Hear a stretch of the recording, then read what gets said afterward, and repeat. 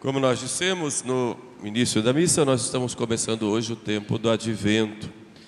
A palavra Advento era usada entre os povos antigos. A palavra Advento significa chegada, né? Era usada exatamente para a vinda de um rei, de um imperador, de uma pessoa importante no povoado, numa cidade. E aí a igreja os cristãos pegaram essa palavra Advento para caracterizar esse tempo de 4 semanas que antecedem o Natal. Advento, chegada, porque nós esperamos o grande rei que é Jesus.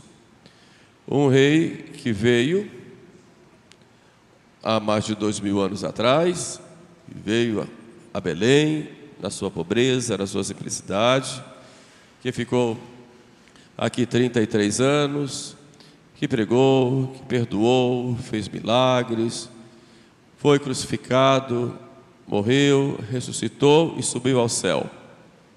Esse rei que veio, que é o Salvador. Também nós esperamos um rei que vai voltar. Então esse rei veio, mas esse rei voltará. E nós estamos nesse tempo entre a ascensão e a segunda vinda de Jesus.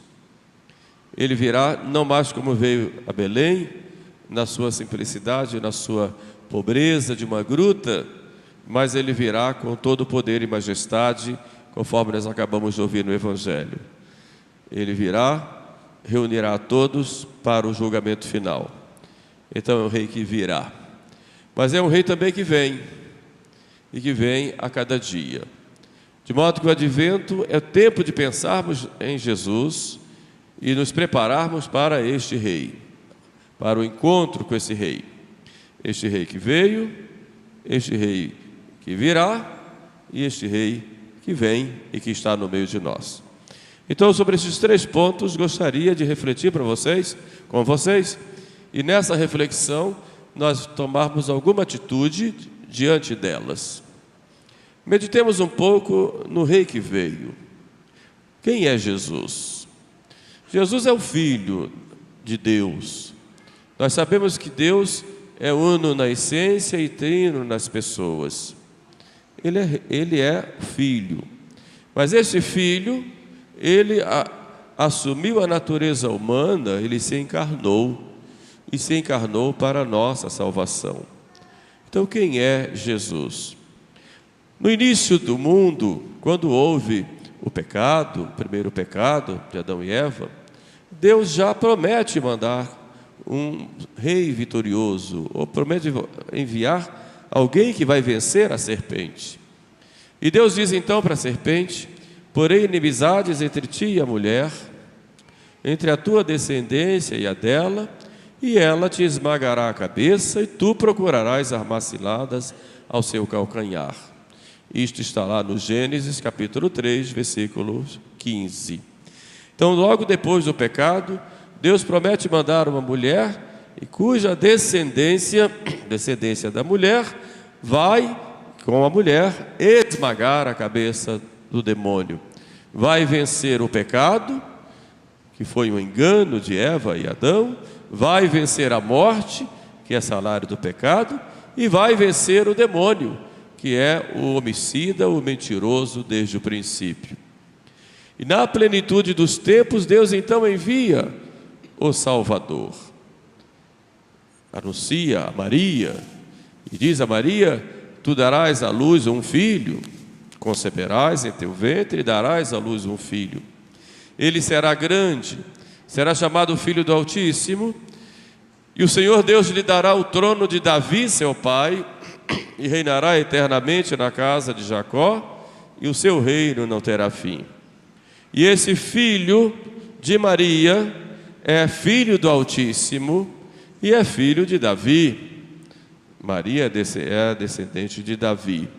Então ele é filho do Altíssimo porque ele é Deus. Deus com o Pai e o Espírito Santo. E filho de Davi porque ele é homem. Então Jesus, ele é Deus e homem. É um Deus que se faz homem. E essa é a principal verdade, depois da Trindade Santíssima, da nossa fé. Nós cremos em Jesus. Ele é que centraliza toda a nossa história.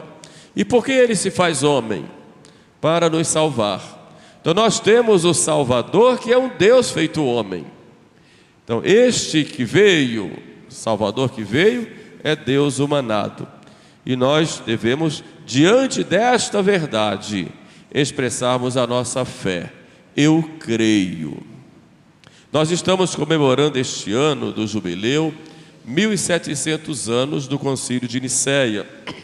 O Papa Leão XIV esteve lá em Nicéia, ou no que restava de Nicéia, esta semana, num ato histórico, e lá reúne também os ortodoxos, que também aceitam o Concílio de Nicéia, e no ato histórico ele reza o credo de Nicéia, juntamente também com os ortodoxos, os irmãos ortodoxos.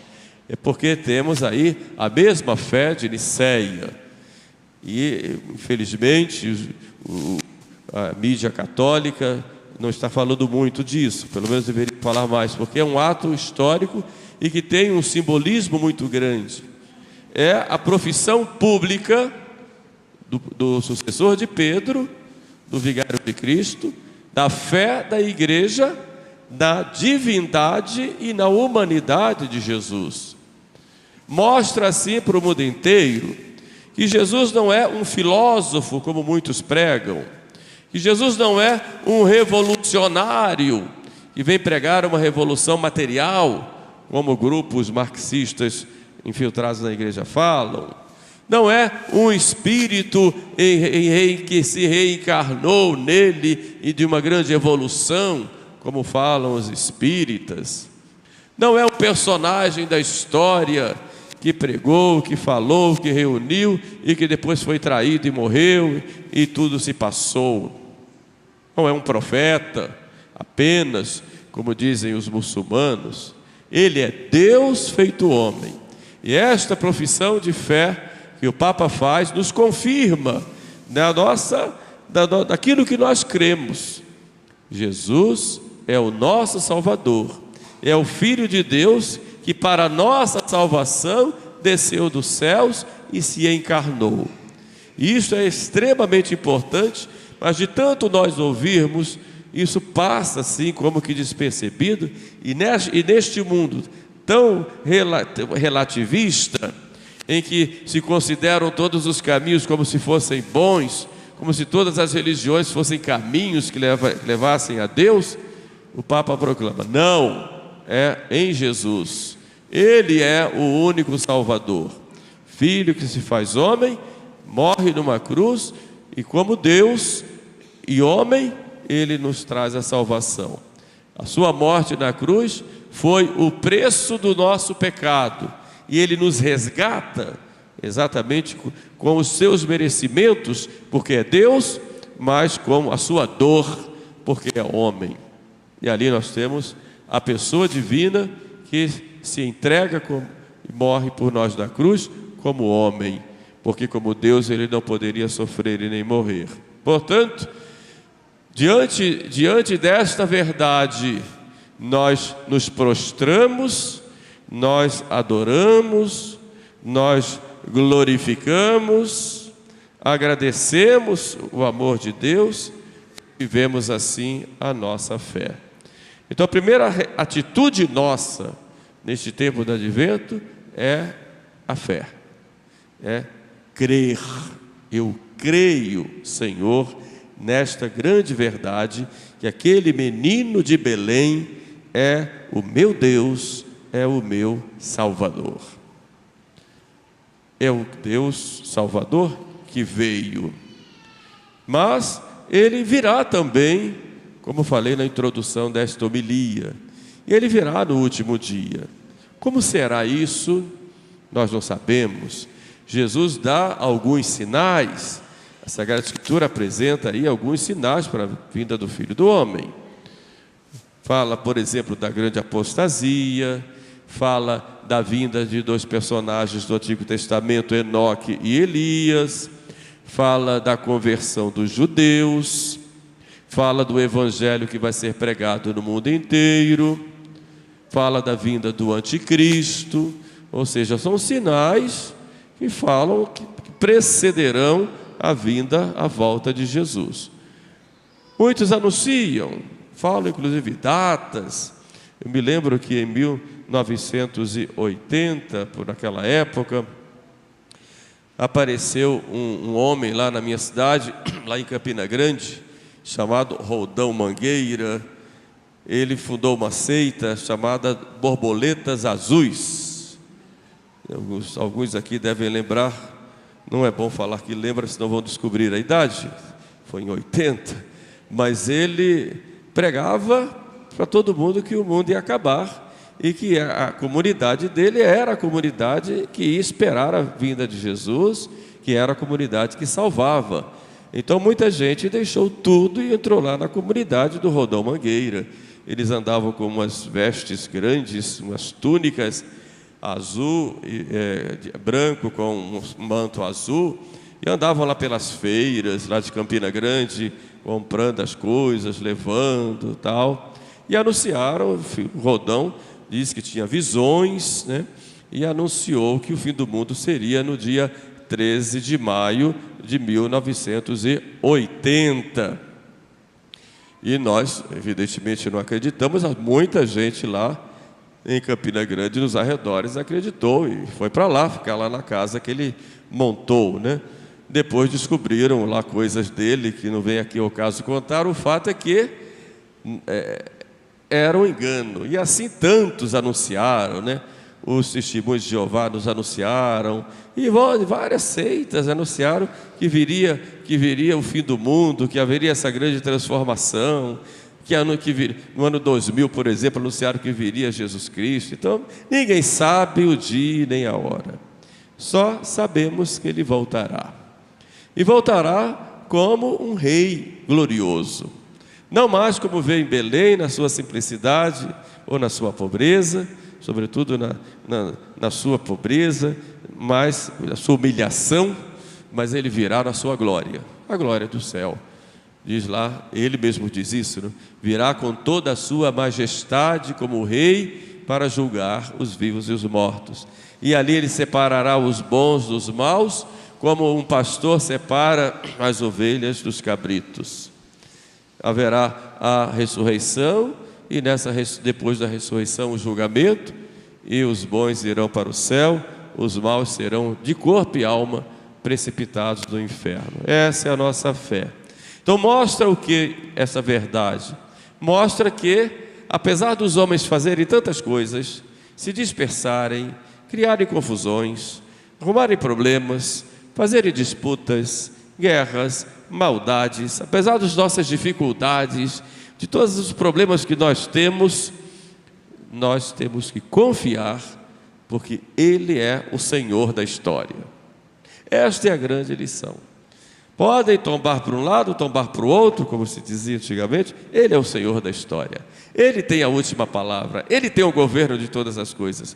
Respeitando a nossa vontade, porque a nossa vontade é livre, Ele tem o governo de todas as coisas.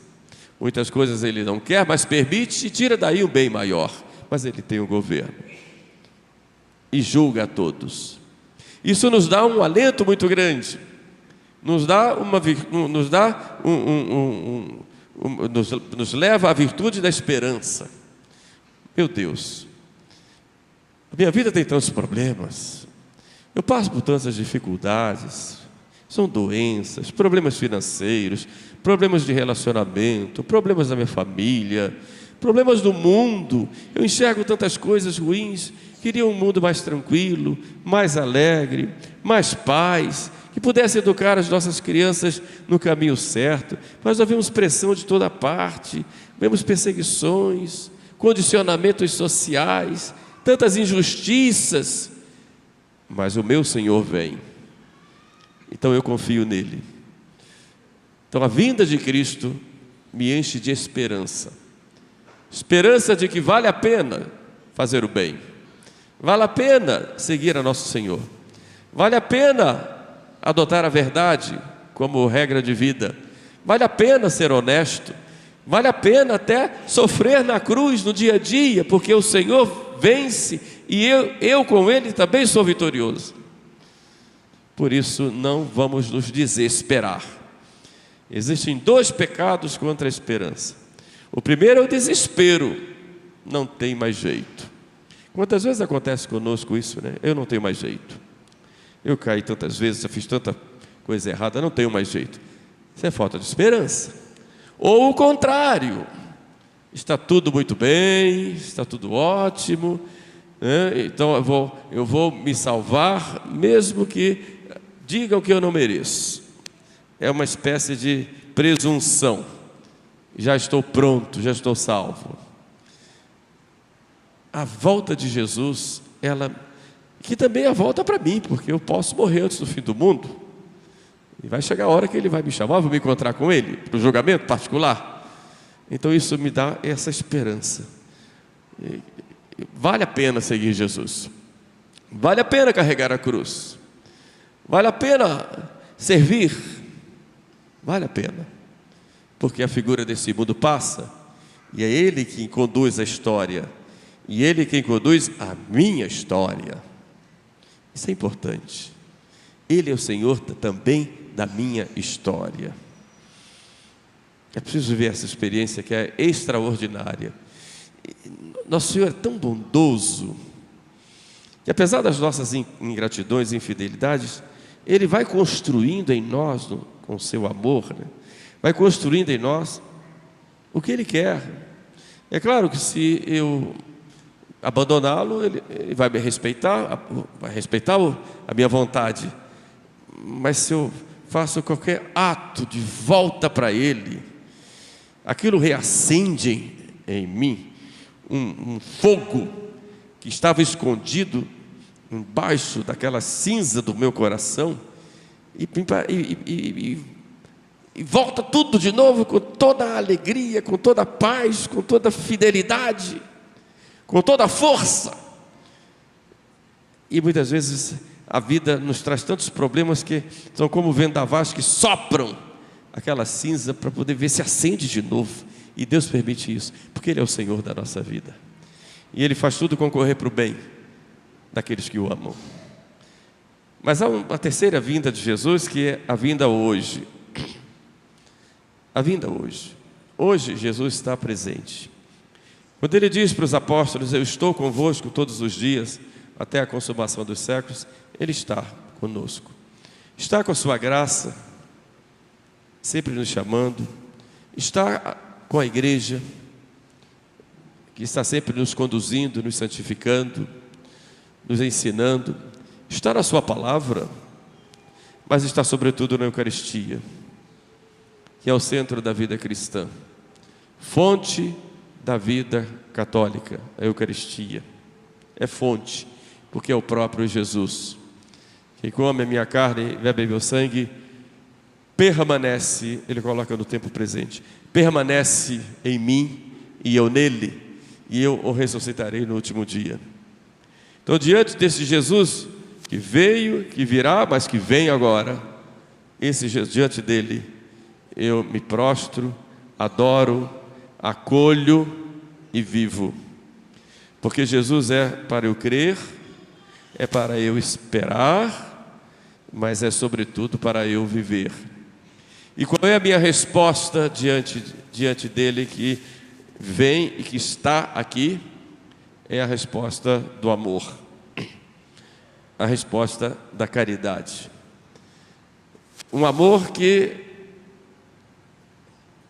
é a própria razão de ser do cristão, porque o amor faz com que eu permaneça em Deus e viva nele.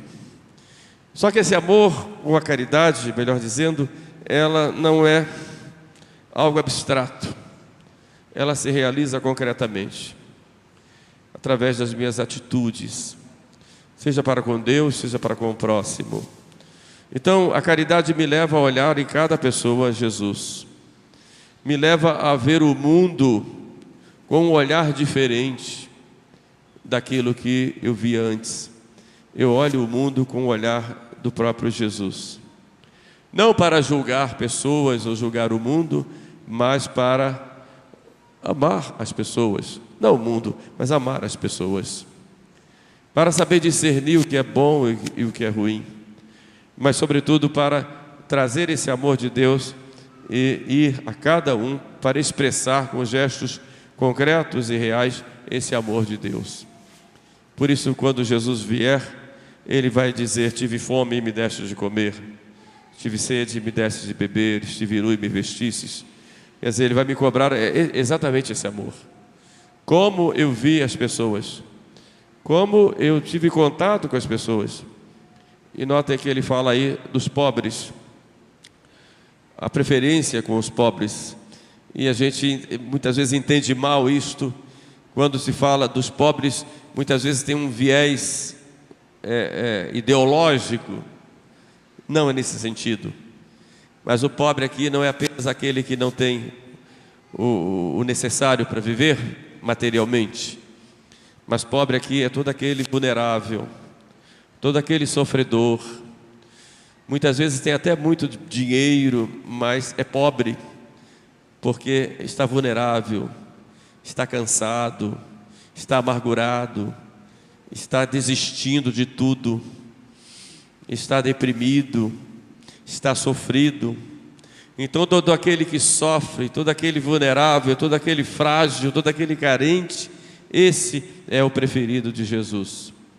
Então nós temos que ser no mundo o sinal da presença de Jesus para essas pessoas, que muitas vezes estão dentro da nossa própria casa, querendo uma palavra, querendo um gesto nosso, querendo o nosso perdão, querendo o nosso abraço, querendo o nosso ouvido para falar as coisas, querendo o nosso serviço, nossas renúncias, porque a nossa fé nos leva à esperança e à caridade, mas essa caridade, fruto do amor de Deus, ela é uma caridade que se espalha como um fogo. Como disse São João, nós não podemos dizer que amamos a Deus se esse fogo do amor não se espalha para os nossos irmãos. Então esse tempo do advento nos chama a atenção a vivermos a caridade, com gestos concretos, reais. Se não podemos ir ao encontro de alguém por algum problema nosso, impedimento, mas podemos rezar, podemos fazer alguma coisa, podemos ajudar quem vai e tudo mais. Então vamos, nesse tempo do advento, responder com essas três virtudes: a fé em Jesus, Filho de Deus feito homem, a fé, a esperança, Jesus é o Senhor da história e da minha história, e a caridade, eu devo ver o mundo com os olhos de Jesus, o Jesus que já está aqui. E é claro que na prática, como eu vou estar unido a Ele, viver essa união com Ele, sobretudo na sua palavra e principalmente na Eucaristia. Pensamos, pois, a Nossa Senhora que nos dê a graça de vivermos bem esse tempo do advento, que não seja apenas um tempo de preocupações materiais, campanhas de vendas e compras e preparação material das coisas, mas que seja um tempo de verdadeira conversão do nosso coração, para que Ele permaneça dentro de nós e sejamos essa presença viva dEle no mundo. Louvado seja nosso Senhor Jesus Cristo.